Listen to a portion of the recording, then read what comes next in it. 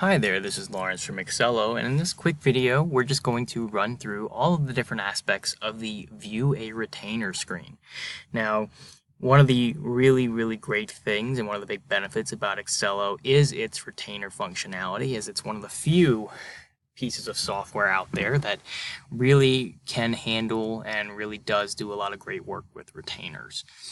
So if you take a look at this screen at the moment, we are on an actual retainer itself. This retainer's title is called the number 3 example contract, prepaid monthly contract. And what we want to do is really get a good idea of everything we need to know about this particular retainer. So if we start on the left side of the screen, what we'll see is, first off, who is this retainer attached to, or what client is this related to? So in this case, we know the company is the example client, and we just have a contact example CEO. We can also get the retainer details. So, who are we billing this to? In this case, this is the primary contact for this example client. What type of retainer is this? In this case, we know it's a prepaid monthly contract. We know the status of it. In this case, it is an active retainer. And if we do have auto renew set up, we can see that here as well. So as we can see, the auto renew here is 0 days before the last period expires.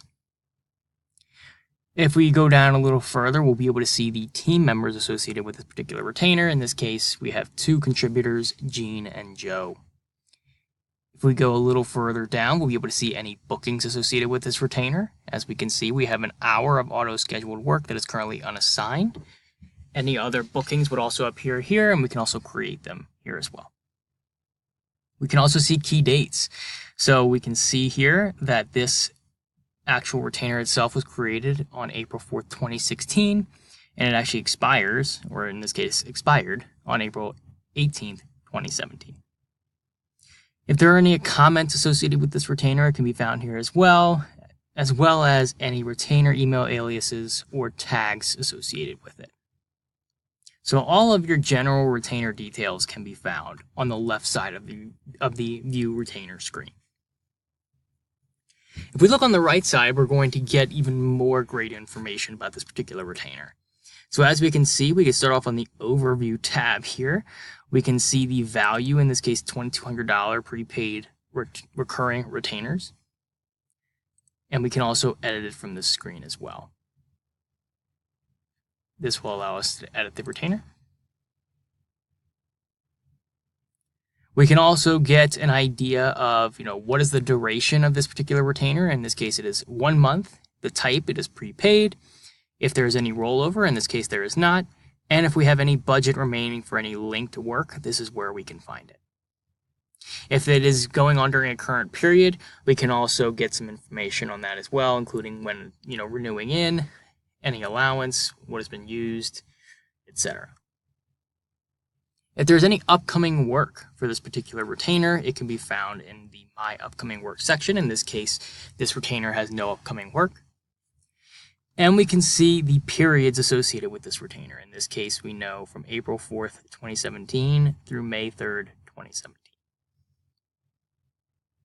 If we go back up, we can go to our very familiar stream. So any activities associated with this particular retainer will be recorded in this stream. As we can see, we have when we created the retainer and when we created a new retainer period.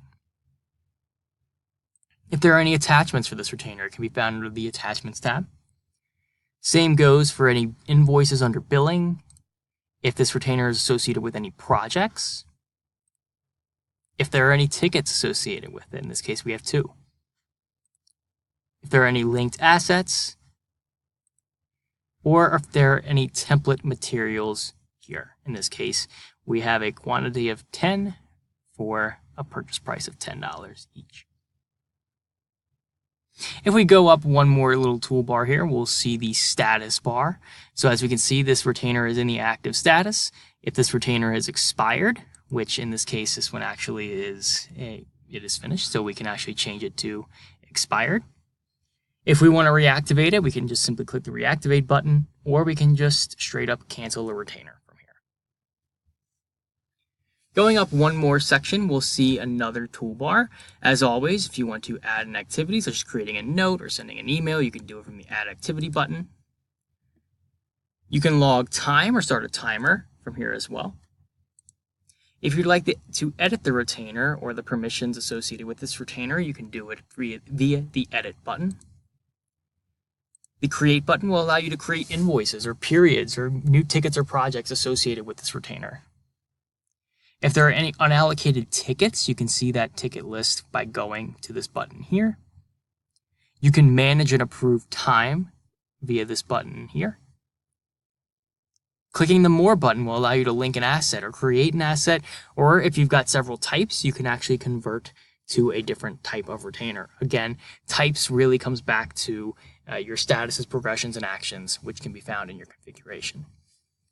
And then if you click on the Portal button, you'll see the ability to change the permissions for this particular retainer, change any global retainer permissions, or also, last but not least, if you want to always favorite this, you can simply click Make a Favorite, and then it will appear in your saved. So hopefully this helps, and if you have any other questions regarding retainers, always be sure to email us at support@excello.com.